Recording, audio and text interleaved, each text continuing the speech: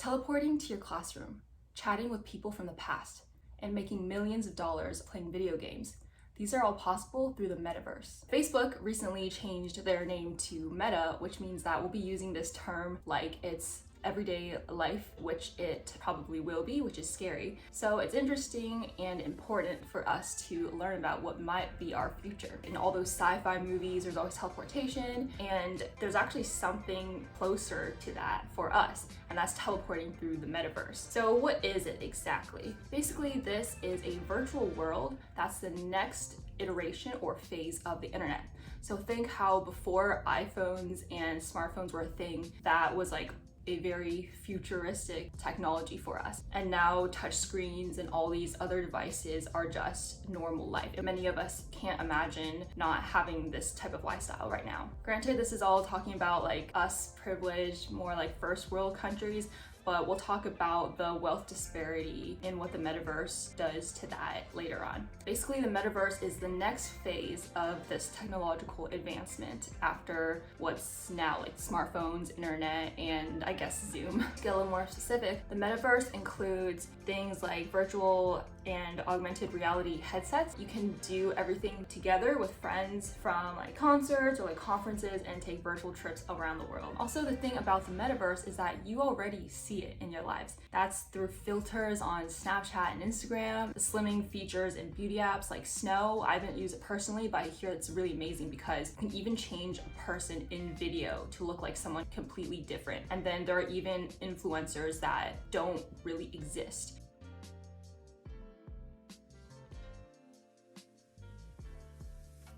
Let's go into the exciting part, which is examples. Oculus at Costco, where basically you take this giant bulky headset and then you look like you're in a different place. And I've tried it before and super trippy.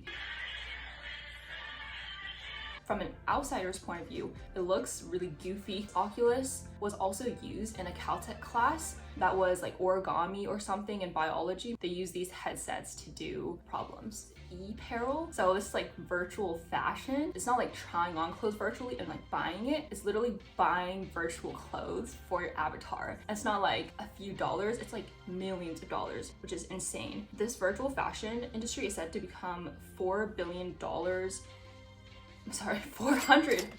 that's a big difference, by 2025. To really understand just how insane this is, on Roblox, a digital Gucci bag sold for $4,000. And that's more than the real life version. Like, you're telling me that while I have never even been on a Gucci website because I know I can't afford the cheapest thing on there probably, like people are buying virtual Gucci for that much money and more than the real thing. I don't know what you do with it, like you show it off to your virtual friends, like you can't even hold stuff in it. But I guess that's not the point of like a Gucci bag, right? Like you want the Gucci on it. There are things like e-Jordans. Nike recently filed trademarks for virtual shoes, hats. Fortnite players spend $1 billion and more yearly on swag and other in-game purchases. And then See, I can't even pronounce this name because it's not in my price range. I swear I've said this before, like, and I heard it in a Cardi B song, but I just can't say it. Anyway, Balenciaga and Louis Vuitton already sell e-clothes. Yeah, I just feel like this is super interesting because it's all digital, right? It's not like a little jacket or bag you can hold and therefore like you can't really recreate it that easily. Like you need a factory or something, right? It won't be the same quality if you try and DIY. But if it's virtual, like I'm not that mastered myself, but like I bet my sister could code something like that. Like actually maybe that's really hard to code a Nike shoe that just like follows your avatar like on the feet. Like I feel like that's not very like super difficult, and the fact that it's just selling for so much just blows my mind. And now next thing is NFTs. So I heard about this a lot. This stands for non-fungible token. This is actually the first time in my life I've said fungible, so I'm gonna look up if I pronounce that right real quick. Pronounce fungible. Fun. Okay. Anyway, fungible, I said it right, cool. And non-fungible means unique. And NFTs are part of the Ethereum blockchain. And Ethereum is cryptocurrency, another topic we'll get to. Very fun. Basically, crypto art is sold through the form of NFTs, digital tokens that live on a blockchain and verify ownership of a piece. I still don't fully get it, so it's okay if you don't either. Basically, you get to own a piece of digital art.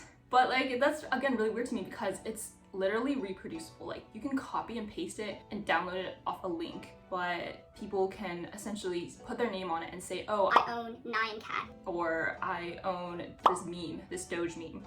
And basically it's just bragging rights, you know, like I'm talking about it as a recent grad who cannot afford or even consider to buy a digital thing just for bragging rights. But people do a lot of things nowadays. Examples of NFTs are an autographed tweet by the founder of Twitter and Nyan Cat. Price points for this, so get this, the Gucci Ghost got sold for $3,600. So not even a Gucci bag for your little avatar, but just this picture that people can reproduce is $3,600.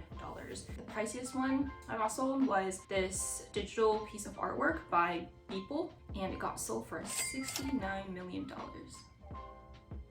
That's a lot of money. And that might be the priciest, but when I saw a list, like most of them were like in the millions. For example, like the Doge meme got sold for $4.4 million.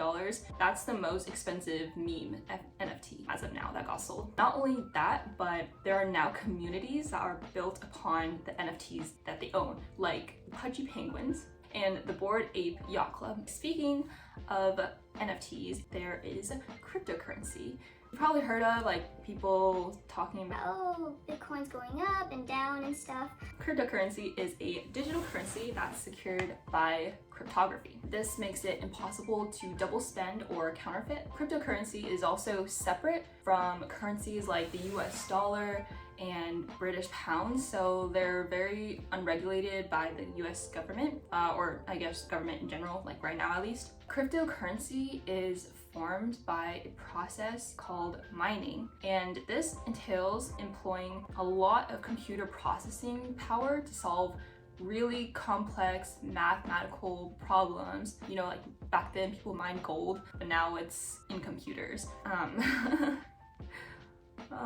Bitcoin, you've heard of Bitcoin, probably. Bitcoin is the world's most widely used cryptocurrency right now, and its market cap is around 143 billion. There's also Ethereum, that's a really cool name, I think, and my personal favorite, Dogecoin. This is my favorite, plus shibacoin. It's also known by many as literally S-word coin, but the real word, like I don't swear, but you get the point. Yeah, so people are investing in these things that they literally call crap coin and getting rich off of it in these cryptocurrencies, which are still really risky, but yeah. Oh my god, so scary. A few moments later. I crawled back through the crack in my window that I have apparently, so. Oh, and I realized like I'm talking about all these pretty like very fascinated or like cynical, but these examples are basically ones I found I think that feel more like unbelievable that this is happening and this is our future, so that's why there's like that wow factor. But there are also many examples that Oculus or like VR can be used for like education, like those will be discussed later in the pros and cons section. As I mentioned, investing in crypto is very risky, but it can also make people rich, very rich. For example, Eric Fidman invested just $1,000 in Bitcoin when he was 12. And guess what? At age 18, he was a millionaire. Dang, like, I really feel regret now. What was I doing at age 12? But yeah, this guy is now a millionaire. Many people are becoming millionaires off of cryptocurrency. In fact, people are quitting their jobs and dropping out of med school to earn digital money by gaming. You've heard of people wanting to drop out to play video games forever, but now you can earn money from it. So this goes to my next example, which is gaming platforms. Basically, you can buy Robux for your avatar and, you know, buy things like Gucci bags. Roblox is a tween favorite gaming platform right now. It is now focused on being what's called a Metaverse hub with 43 million users that can learn, work, play, shop, and socialize within this world. A lot of money is being poured into this, and a lot of people are leaving their normal jobs too. So for example, a 27-year-old chemistry PhD from Columbia University left his job at Goldman Sachs and is now seeking to make himself rich by playing video games. He recruits people from all over the world to play in this game under his command, and he's like captain or something. He gets the funds in order to enter this thing called Axie Infinity, and this is a game where people collect smooth love potion. Even the name itself, it sounds so fake, and the fact that people are making money off of this is just crazy. So this guy funds like scholarships for players, and basically he owns these like NFTs, but then he will have his members play them and then earn more of these NFTs and just accumulate the wealth that way. Really interesting, like scholarships for video gaming. Another guy dropped out of medical school to pursue video gaming. That'll be discussed in the cons, just like how people are leaving their real jobs that might have like real impact on people's lives. More real, I guess. And another guy talked about out-earning his dad from a very young age. So that's the potential of video gaming, kids. Another thing is virtual concerts and shows that are like The Voice, but virtual. I already said virtual, but like with people who aren't together physically.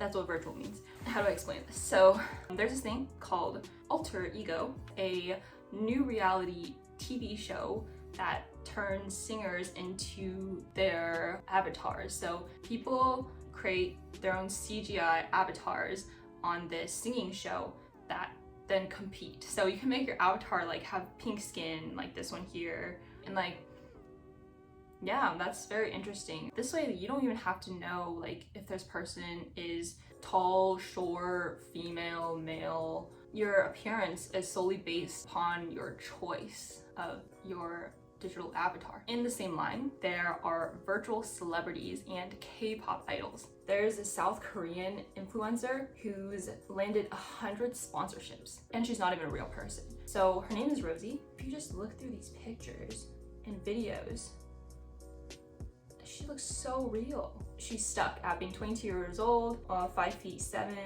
and then yeah, has a personality because her motto is Hakuna Matata. Pretty cute. She's a virtual person, so she's not restricted by physical limitations, of course. She can travel anywhere in the world, post pictures from anywhere in the world. Yeah, it's crazy even like kind of talking about her as like a person because she's not. In fact, she was also featured in a magazine. This not real human was in a magazine posing as a real person. It's the future of magazines or like these ads. You can curate it however you want. You can make the most perfect person, and yeah, that's just pretty crazy. I don't know if you guys have seen the episode of Black Mirror, but there's this one where there's this couple and the guy suddenly gets in a car accident and passes, and then this girl just like trades all of his like social media. And this company in turn creates this like chatbot that like texts her back and like calls her that sounds exactly like him. Like it's using machine learning to learn about how he speaks, what things he says, like how he responds to things, his intonations, and that's just like very realistic in a way.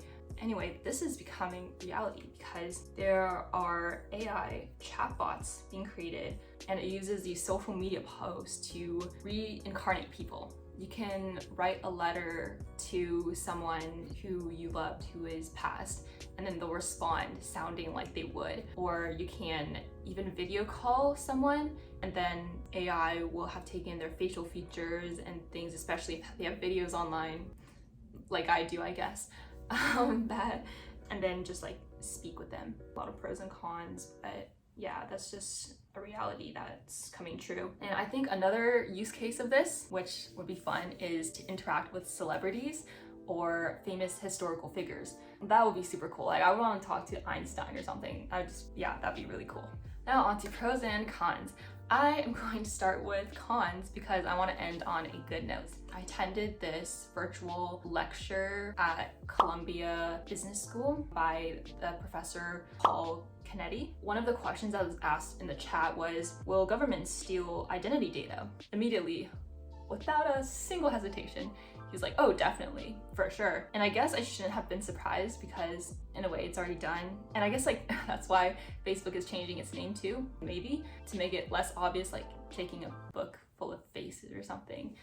That sounds really creepy. My question is like, would we or anyone in this metaverse world, would we be able to avoid having our privacy being stolen? Because if everyone, the majority of people is eventually interacting in this world and living in it, and that's where all our food, clothes come from, like depend on, then like, yeah, you can't avoid it. If that's what everyone's doing and it's part of the culture, then I guess everyone's data is just up for grabs. A concern I also have is that people can be even more fake now on social media. There have been a lot of interesting commentary videos about it, and also this really cool one that I'll link down here. Influencers are really already curating this fake life by being able to decide what pictures and things to present online, and they could be living like the crappiest life.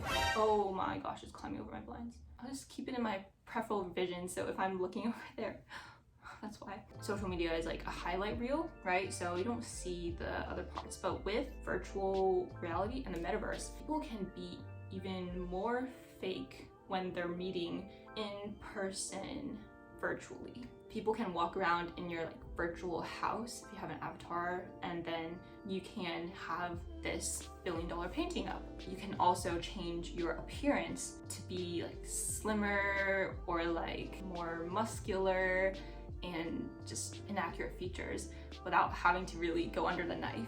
Like, I have a few coworkers who have never met in person. We're not at that level, right? But later, people who have never actually met in person, when they meet virtually, like they might have never seen what that person actually looks like. Wait a minute! Who are you? Just like we never have seen some of these influencers who don't actually exist in real life because they don't look like that, right? We would have been talking with someone who, appearance-wise, at least, even voice-wise, they don't exist. That's really creepy and scary. They can take your voice and facial data and also put it on other people. Blackpink, for example, I saw this TikTok and I was just like, wait, Jenny doesn't have a TikTok, but it just looks so real. It's just crazy. Yeah, that's what you can do with this kind of technology. And yeah, that's already happening. So imagine 10, 15 years from now, what it'll look like. In these video gamings, they might be good to help people out who are struggling financially, but like sometimes I get confused about the usefulness of what they're doing, since I know like the Goldman Sachs guy is also just like kind of feeding capitalism, right? But like the med school guy, right? Like he's literally dropping out of school that would help people's health and potentially like cure diseases to go play video games, and that's just because of like where the money is. It's sad but true, right? Like doctors don't get paid as much as they say like NBA stars, but that's capitalism. A real purse has real function, right? That Gucci bag, for example, but then a virtual one cannot hold things. Maybe like virtual things for your avatar, but again, like what is its functionality? Like what is its usefulness or utility? Earning that crypto, is it really reliable to then convert into real life money? Or it doesn't even matter that you have real life money if you just have enough crypto? Like, is that all you need? Many stores right now are taking crypto. In fact, Paxson, for example. What is someone in gaming really doing for society? I know entertainment is such a big thing, and I suppose I'm kind of part of that, and I like making videos. I mean, I hope that these are like teaching people some things and they spark interesting conversation and understanding. Basically, yeah, what I'm saying is it's more what the money is, not the intrinsic value of the job itself. It's just like social media, where that momentum is going, where the money is being poured in with these brands giving sponsorships and stuff.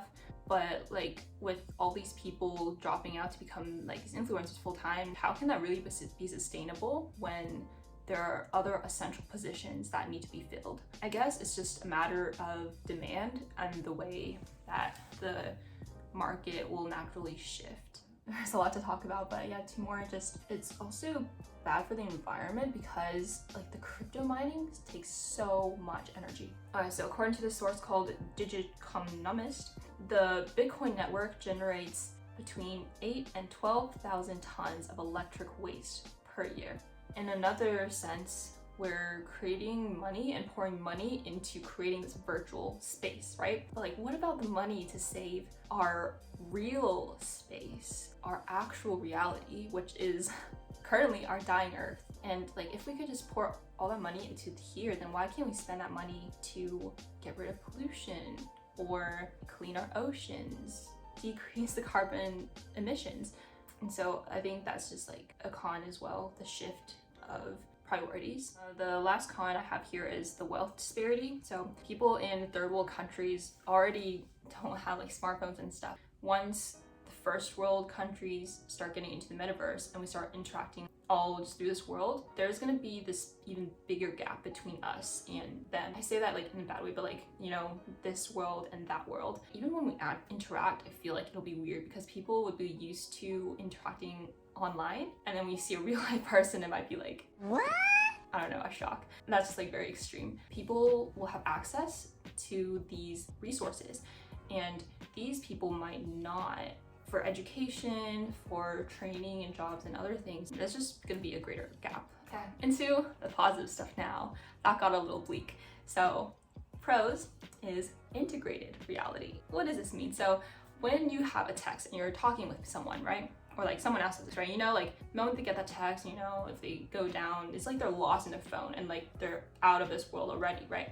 They're in the world of their phone. But in virtual reality, or I guess augmented, integrated reality, maybe the idea is that then if you're talking with a friend, someone can virtually enter your space and kind of just like, oh, I have a question, and then you can answer, and then it's like less interruptive. A better example of this is like if you're cooking and you want to cut the vegetables, so instead of stopping and like going to watch a tutorial and like pause, play, like what I do, you can automatically see it in your goggles or like whatever you're wearing, and the virtual lines will kind of show up and you can just like do it right away. That's what that integration piece means. So that's really interesting.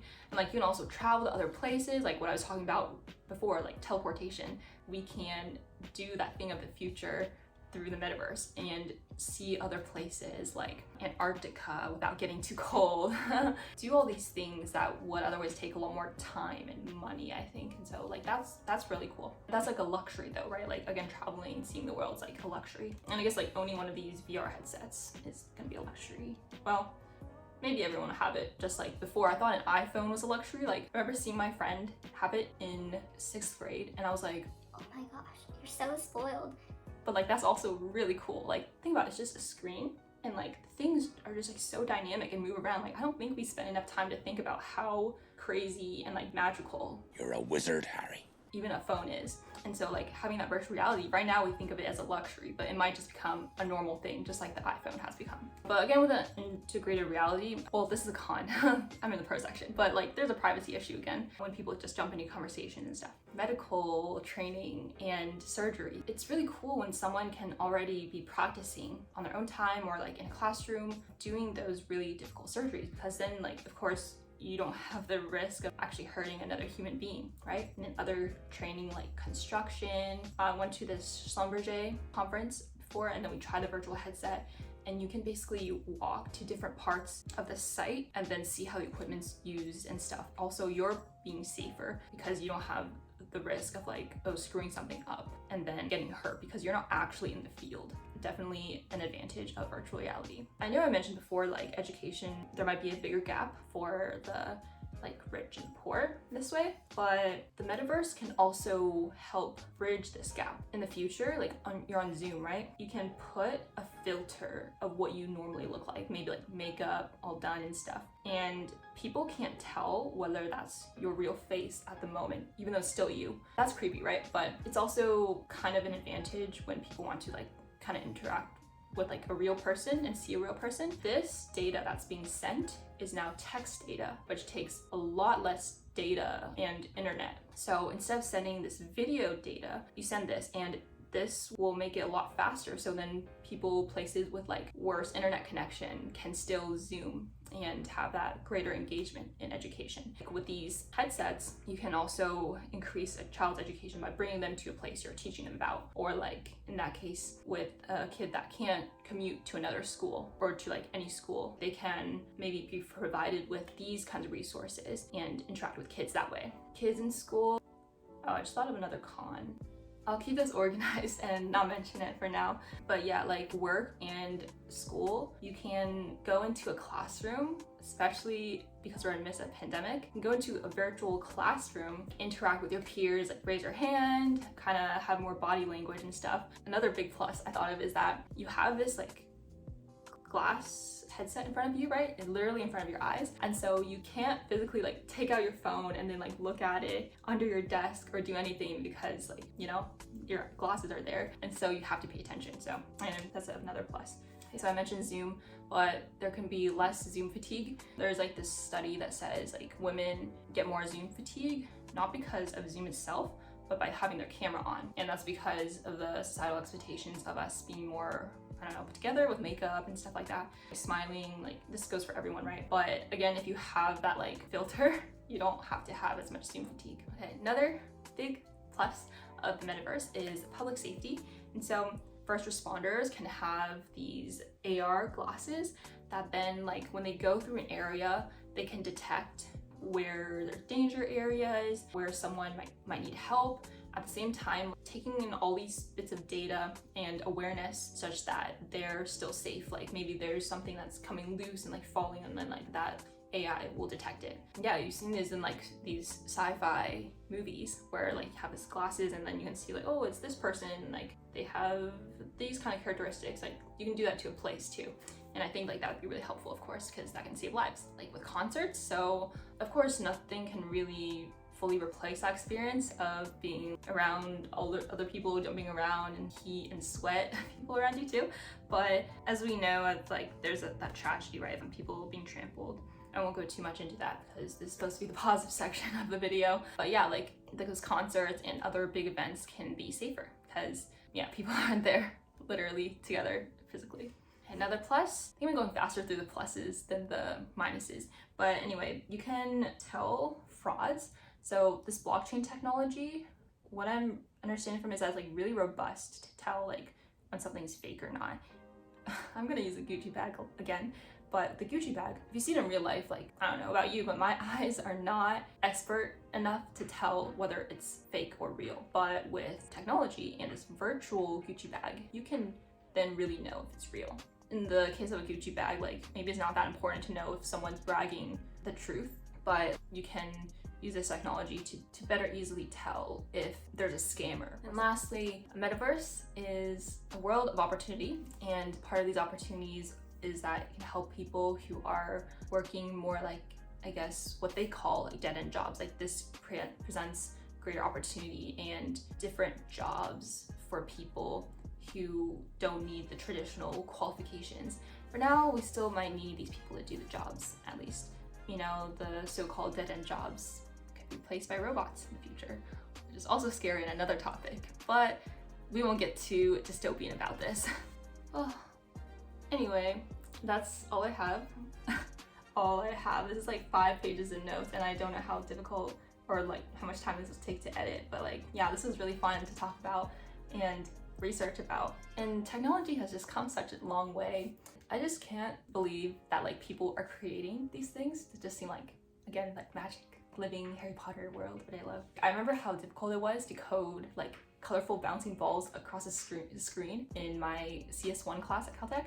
And so like, yeah, this technology is just absolutely insane. And if we can really use it in the most responsible way possible and like better society, better the earth, that would be ideal, right? And so I think we just have to keep in mind what the real purposes and goals of these things are, and always be moving towards better, taking steps forward, not steps back. Last closing thought is, before smartphones in like this current world, this current iteration of the internet was a thing, and we knew this would be the future, like with all these social media problems and also mental health issues that are exacerbated by that, would we have stopped? Would we have not gone forward with creating these smartphones and social media? Like Mark Zuckerberg even said in The Social Dilemma, which you should watch, by the way, or I think it was that movie, but anyway, he said that he didn't know what he created at the time. And so at this point where we are now, before the metaverse really takes a hold, is there any thought of stopping or preventing the cons? Because I don't know, what if they outweigh the pros? Yeah, I want to end it on a good note, but yeah, that's my last thought for the day. Thanks for listening to this and discussing with me today. Thank goodness I was recording because that would be really sad. Where's the slide? Oh jeez. Well, hopefully I survive. And yeah, thanks for watching. Please like and subscribe as always because self-promotion is a thing I must do here. So bye and see you next time.